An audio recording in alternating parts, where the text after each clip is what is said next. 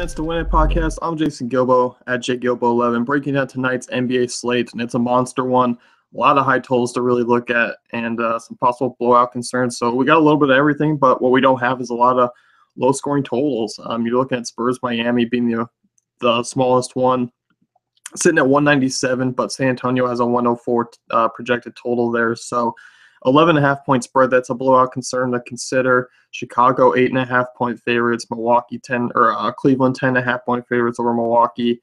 Also, I still think you got to look at the Warriors in a possible blowout situation at home. It's not one I'm really going to be taking into considerations too much, but just know it can happen. Just because one, you look at the Clippers, it's Chris Paul there and DeAndre Jordan. Not a lot of secondary scoring elsewhere. You're looking at Jeff Green, who's been really inconsistent. J.J. Redick's been playing well, but draws a tougher matchup with Klay Thompson. So you're looking at Paul kind of being the lone guy, and that's a situation that really could turn into a blowout if he doesn't have anything going that night. So still want to keep an eye on, but obviously that's the top over-under of the night, 225. Minnesota, Sacramento looking at 222. Dallas, Portland, Philly, Denver, Lakers, Phoenix, Orlando, Detroit, Atlanta, Washington, all really close-scoring games that are in that high total. Cleveland, 207. They have a 109 team total there. Milwaukee, 98. So really the Knicks, Miami, I mean, you're kind of looking at those teams and the Bucks not being tremendous plays tonight on such a big slate. I like Utah, even though it's 99 total there going against Houston. Their pace will pick up just a little bit there going on the road. And you're also just like them going up against the Houston defense. It's just atrocious. So I'll be looking at some guys from there.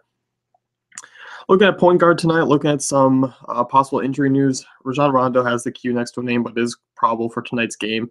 D'Angelo Russell is a guy to keep an eye on, though. He left last night's game with a bruised shin.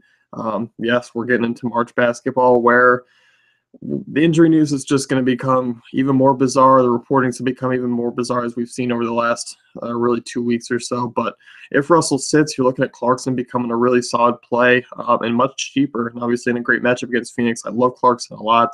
Also Lou Williams. I mean, if those backcourt guys can just get one less out of the way, especially even if Kobe sits, I mean, that usage just really shifts to those two, and I love them a lot in that matchup, especially on the value side. So definitely want to keep an eye on. Some other options, Goran Dragic, questionable for tonight's game. He's been playing really well. I don't see him playing well in a matchup against San Antonio, so you're not going to be putting him in anyway. I think if he sits, I think you're kind of looking at that blowout concern that's already there to just really spike up because Dragic's been playing well, and he's kind of a solid scorer for him. I don't see much else doing it for Miami, so that would just kind of take that game off the table if he sits ultimately because I'm not really on much from that game anyway. Looking at the top plays, obviously Curry squaring off against Paul. I mean, that's a pretty easy matchup for both sides. Both high usage, high-paced guys that do it all across the line there. So, I mean, really, I like Paul at a little bit of a discount because I like him being the one who keeps things close because he's going to have to just because the Clippers' secondary scoring hasn't really been there. You're looking at guys like Jeff Green, who's been inconsistent. Redick draws a tougher matchup. Jordan, not really the offensive guy on tonight's slate just because you're looking at him. You're looking at the Warriors jump shooters. They're likely going to be out to an early lead. I don't see kind of Jordan being that dominant guy down low to the point where he really just needs offensive putbacks to keep things in. So Paul, just kind of the overall preferred play in the top tier. Also looking at John Wall as a nice GPP play coming off a monster game against Atlanta. He's been a hot usage threat. I like him a lot. I like him as a little bit of a discount from guys like Curry. Lillard as well. Did not shoot particularly well against Dallas last time out, 8 of 26. Still put up 26, 8, and 4 in that overtime game. Heavy minutes, nice matchup. Look for him to shoot better at home tonight. I like him a lot as well. I like that game in general. Pretty evenly matched, and the Chandler Parsons thing on the Dallas side is going to make that that team a little bit more interesting, which we'll go into in a little bit lower. So Kyle Lowry, another interesting one. I mean, he's kind of one who's going to be overlooked tonight, but he's torched Boston this season, which many point guards have not done. 24-7 over 3 games. I love the price for him. I like that total. It's just sneaky. Both teams have been kind of slipping defensively of late, so I think both teams could open the run and kind of push the fantasy points for the starters there. Looking at some cheaper mid-tier options, I love Brandon Knight. I like Ricky Rubio. Love Shelvin Mack, and I think Shelvin Mack is a guy who's really interesting tonight because the price has come up a bit. But, I mean, if you're looking at his play, definitely well-deserved, averaging almost 40 fantasy points in the last 5 games. Houston allowed the 10th most fantasy points per game. Obviously, a solid matchup from Mack there. And the way he's producing, the way he's kind of dishing out, and also rebounding on the side, those extra peripheral stats go a long way. So, on a night where maybe he just scores 13 points, 15 points, you're looking at also maybe double-digit assists, which has been pretty close. They're averaging 9.6 assists in the last 5 games.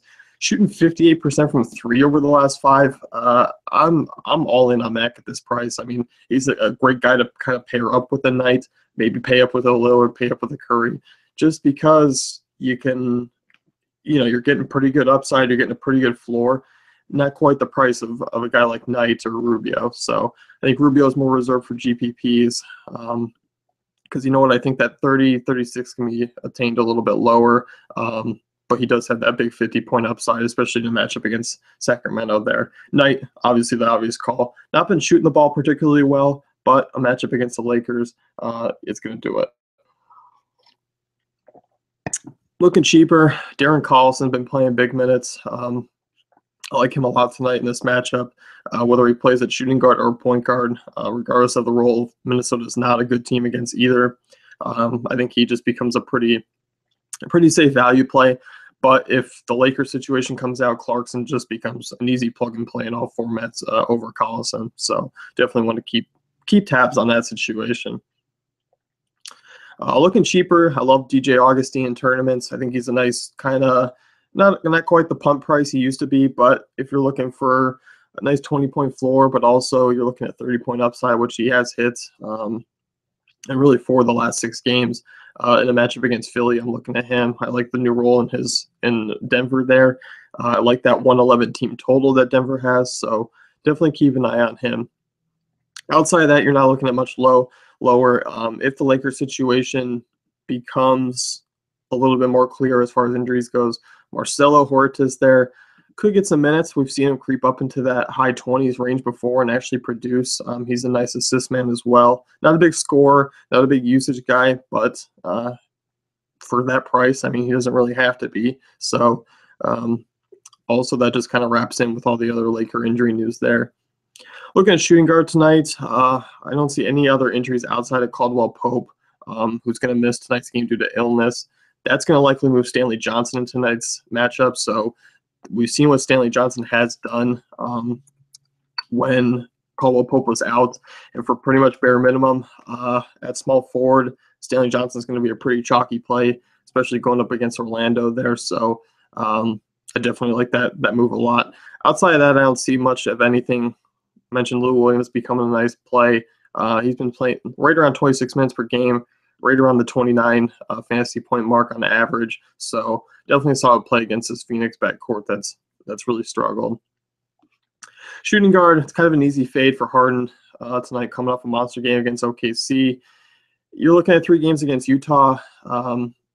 Played really well in the last one. I just think on the full slate tonight, I'm not really paying up for Harden just because it isn't a tougher matchup against Utah. I just don't think that price tag is really worth paying up for. I'd rather pay up for point guards, rather pay up for LeBron, I'd rather pay up even just going balanced across the power forward and center matchup there. Because also you're looking at Oladipo, who, I mean, really has just been extremely consistent with Vooch outs, averaging 23, 5, and 3 over the last 10 games, shooting 56% from the field. He's done it against tougher teams. You're looking at Boston, Toronto, Cleveland, and then some bottom-tier defensive teams. But Detroit, they do rank in the top half against efficiency for shooting guards. Do rank right in the middle of the league in fantasy points allowed. I'm looking at the 101 Orlando total.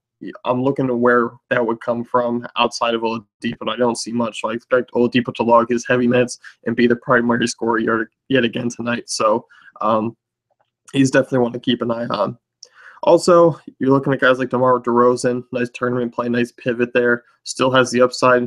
Both these guys, both this backcourt has really not been a problem against Boston. So I think it's a pretty safe play either way. Jimmy Butler, always great cash game play. Not quite sure he has the upside as the others right now, and I'm not quite sure I'm leaning his way on a full slate like tonight, but kind of always that safe 35 fantasy point floor that you know you're getting. Look at some other options. Chris Middleton is kind of a guy that I'm keeping an eye on in tournaments. The price has come down because he posted pretty much 18, 19, 23 points over the last 3 games against Toronto, Memphis, and Utah. Obviously, Memphis was a little bit disappointing. The minutes have really come down of late, 32, 30, 31. That's after he was logging 39, 41, 40, and 43. That's something to keep an eye on. I like the matchup against Cleveland. I think it's kind of sneaky because Cleveland's defensive efficiency is up there. But he's going up against guys like J.R. Smith and Shumpert. I don't think it's entirely too tough for him, especially with his usage and his ability to rack up peripherals. So definitely keep an eye on him for your tournaments, especially with the price coming down a bit. Look at some other guys, C.J. McCollum, Devin Booker, Wiggins, kind of all wrapped up in that same line for me. Wrap up Zach LaVine. I just think that price tier in general is where I'm going to be heading for both spots on FanDuel, as well as, you know, the one on DK there, maybe working in 2, if anything. So I think those are pretty safe plays. They all kind of rank very similar for me. I like McCollum's usage rate a little bit more, especially in tonight's matchup against Dallas. He's been back-to-back, 3 straight 40-point games, fantasy point games there. So definitely looking at him. Going cheaper, guys like Evan Turner, Will Barton in play for me tonight. Barton's kind of bounced back a little bit. The minutes haven't been too consistent over the last thing, but still seeing right around 24, 25. Occasionally can get into the 30s if he's hot. Coming off a really nice shooting game, going 27 points on 26 minutes there against Cleveland. Obviously a matchup against Philly's in his favor. Definitely a GPP target only. Look at some other guys. Evan Turner. I mentioned Toronto's defense slipping a little bit.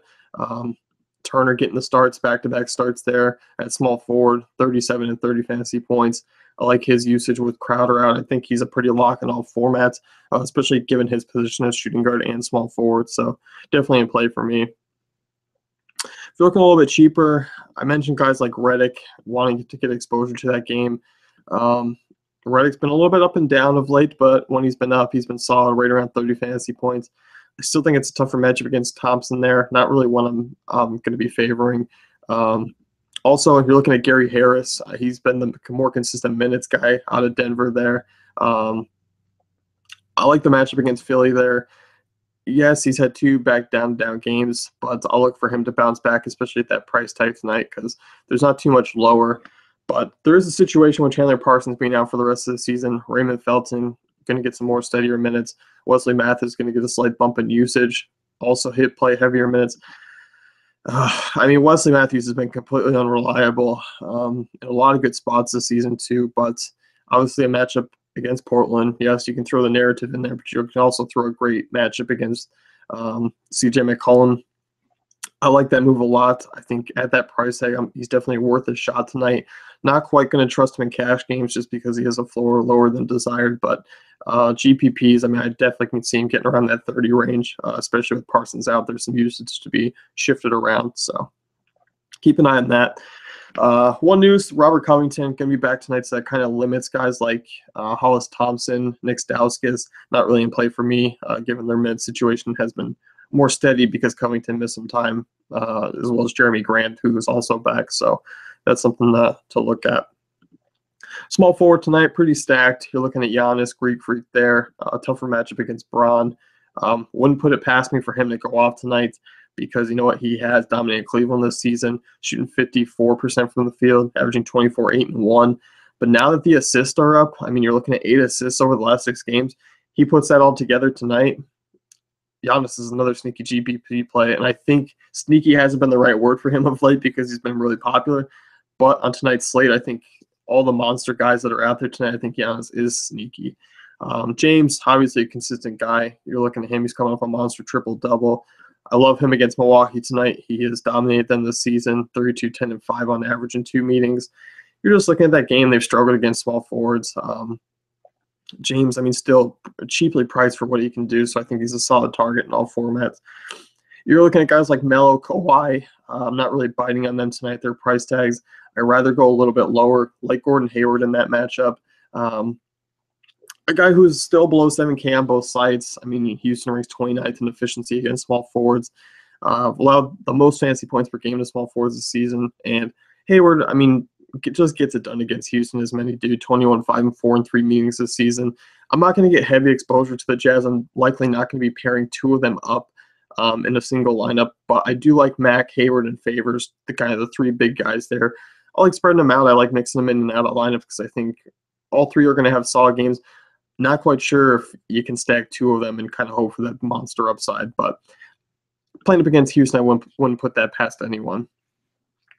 A guy like Rudy Gay, kind of intriguing in GPPs if DeMarcus Cousins sits tonight, who is questionable. But I think you take the safe route there with Tobias Harris in cash games, averaging 15, 6, and 2 over the last 6, playing right around 31 minutes per game, going up against his former team at home, throwing the narrative if you want. But either way, it's a solid matchup as Harris has just been extremely convincing. You got Orlando, who's not that great of a defensive team anyway. And with all their injuries, they're kind of struggling. So look his way. Going cheaper, not a lot I like. You can look at Otto Porter in GPPs. Been really solid of late, but still a guy who's not extremely consistent. So that's one thing to keep an eye on. But the guy has dominated Atlanta this season. Atlanta's been a team that's not been that great against small forwards. Looking at Porter averaging 19, 6, and 2 over the last 2 games against Atlanta. I don't mind that at all, especially if Bradley Beal sits, who's questionable. But I kind of was off Porter last game when Beal played, and he came out and locked up a double-double for me. So I do think the rebounds will be there again tonight because you're looking at Atlanta. They're 28th in rebounding. If Porter can definitely do that and get some scoring going again, definitely a nice play at that price tag. Looking at cheaper guys, I mean, you're looking at PJ Tucker, Jeff Green, completely unreliable. Also, the Atlanta situation is something that's been iffy. Kent Bazemore's minutes have really been trending down. 28, 18, 27, 16, and 21 over the last 4 games there. You're looking at guys who really, Cephalosha has been the guy who has been playing a little bit more, been a little bit more consistent, 29, 22, 25, and 28 minutes over the last 4 games. You're looking at him on the defensive side. He does have that upside. We've seen 5 steals against Houston, which is pretty popular. But defensively, I mean, the guy usually comes around 2 to 3 steals plus blocks per game in that span. So I like that, especially with Washington, who are an average team in turnovers per their self there. So definitely something to consider. Pretty much at bare minimum price. Cephalosha has been oddly consistent of late. So if you need a pump play, right around 25 fantasy points per game in the last 6. I'll take a look at him, especially in a team against small forwards like Washington who really struggle. Outside of that, you're really pushing it, not going any lower. As I mentioned, PJ Tucker, solid matchup. Hasn't been extremely consistent, but we know that upside is there. We know he can probably reach 25 fantasy points against Lakers like he did the last time out. Just hoping for a little bit more because tonight's you're going to need the little extra juice there. Robert Covington, he's a guy who's injured, likely coming back tonight, likely going to slot back into the starting role without any real minute constriction.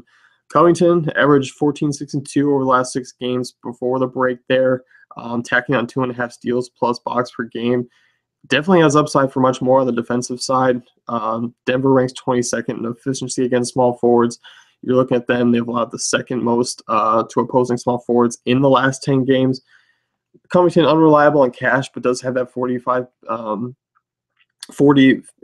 upside in fantasy points there. And I'm looking at him being a low on play tonight. I mean, 103 team total for Philly, mid-price small forward with some upside and a great matchup. Not a lot of guys are going to be on him given it's his first game back.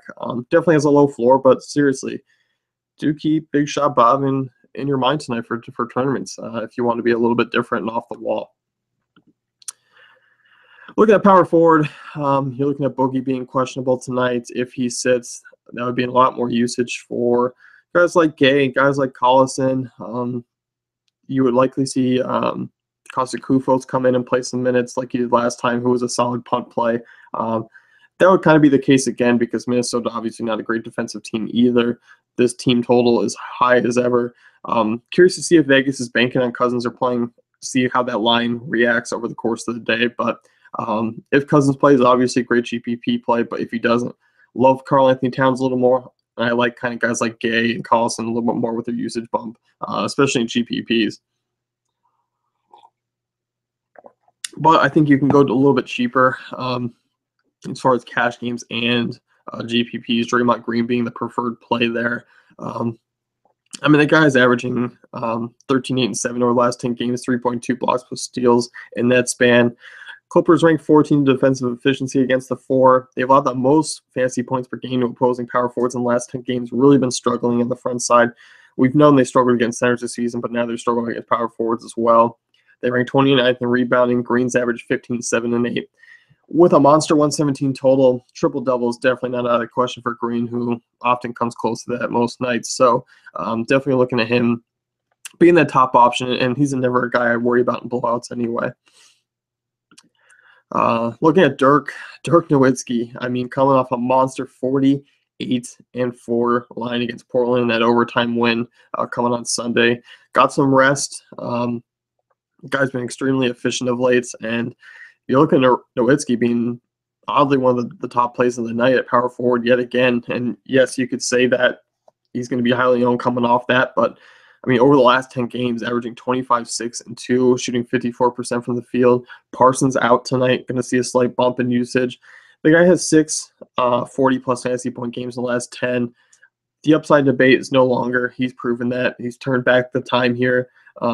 He's going to see plenty of time at both power forward and center, which Portland has lacked against this season. So that DK price tag is really attractive at 7,100, kind of price bump on 8,000 on FanDuel there. So they've caught up with him. I'm still looking at him tonight, especially on DK. You can go a little bit lower. You're looking at Nerlens Noel playing the center spot against Denver. I like that there. Gorjai Dang, power forward against Sacramento. Both guys with upside. Both guys a little bit lower floor than desired, but still great matchup. I think at that price tag, they're definitely in play in all formats as well. Then you get a little bit cheaper. Markieff Morris, sneaky GPP play, showed 30-point upside coming off a game against Atlanta there. Kind of mints have been a little bit evening out. He hasn't been too bad outside of that game against Chicago. I think a minimum you said about 25, but you hope he can play into the 30s. Still at a price tag where it's kind of low risk. If he can come around the 25, floor there, but it's not a bad matchup against Atlanta, given their struggles against the front court and their rebounding issues. So I'm going to keep an eye on him and GPP, see what he can do for me. If you're looking at Kenneth Faried, if he sits out tonight, was ruled out last time with lower back soreness. Darrell Arthur would be a big beneficiary. Play 26 minutes, but you're also going to see some Joffrey Laverne, Nurkic there. So it's kind of a little bit jumbled still, definitely all reserved for GPPs. But I think you'd rather stay in that mid-range, looking at guys like Dang, Noel, Nowitzki, Favors as well. Obviously, going to be power forward against Houston, and also looking at Green. So definitely guys to keep an eye on. Looking at center, Voos still out tonight. You're going to see guys like Dedmon, Nicholson, Smith all pick up minutes, all completely jumbled as far as who's going to get those minutes because Scott Skiles. So I think they're really off my radar tonight. Obviously, it's not a bad matchup because Detroit really lacks against centers. They're in 28th in deficiency. So, if you can nail one of them, you might be sitting pretty. But if you're not, you're likely going to be out pretty early in the night. So, looking at top options, like Towns a lot. You look at what he's done of late, averaging 21, 10, and 2 over the last 10 games, shooting nearly 60% from the field. Towns has the usage and the matchup to be one of the highest scoring centers on the slate tonight. I like him a lot. Sitting there with a 113 team total, you likely expect Towns to be a big part of that.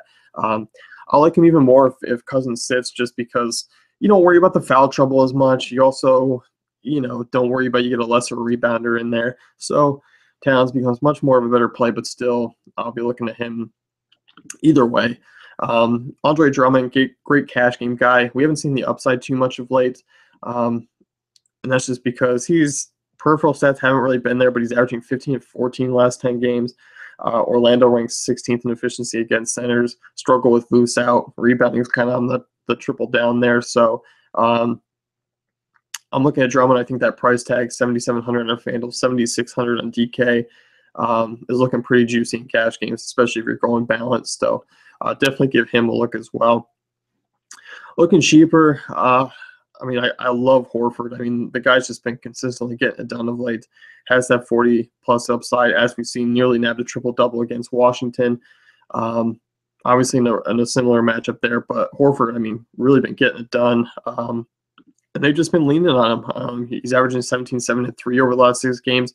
The minutes have been up there, still over just 30, shooting 57% from the field. That price tag just really gets me because I think you're getting similar upside, to guys like Drummond right now, Gasol. With everyone healthy, I don't quite think you see, his 60-point burger with Butler and everyone else healthy back, but certainly possible. Gasol did put up 14 and 14 with 3 assists and 3 blocks and a steal in 24 minutes against Sacramento the last time out. So keep an eye on him, see if the minutes restriction comes back, but definitely got to keep an eye on in tournaments as well. If you're looking cheaper, you're kind of taking a shot at some GPP guys because you're looking at Robin Lopez, a great matchup against Chicago. Greg Monroe has dominated Cleveland this season, but kind of completely up and down. I like the prices. I like the upside. Same with Jokic. As we met, the minutes have been kind of inconsistent again because everyone's healthy. But in the matchup against Philly, who's allowed the most fantasy points per game to opposing centers, Jokic is certainly a play at the price. One guy to keep an eye on down low, and that's Mason Plumlee, a matchup against Dallas, who he came off a 14 and 19 game. The guy is going to grab rebounds tonight because Dallas ranks 27th in rebounding. I like a lot cash. I like a lot in tournaments, especially on DK, where you can roster 2 centers. Plumlee in the last 5 games, averaging 10, 10, and 3. Dallas ranks 21st in efficiency. They've allowed the 5th most fantasy points per game to opposing centers in the last 10. A lot to do with Dirk kind of sliding over, Pachulia kind of sitting out, not playing big minutes anymore. So that's the reason why you've seen the pretty big dip in fantasy points allowed. So give him a look as well tonight. That's going to wrap things up here at the Minutes to Win It. Check out dailyfantasycafe.com for all our great tools and content.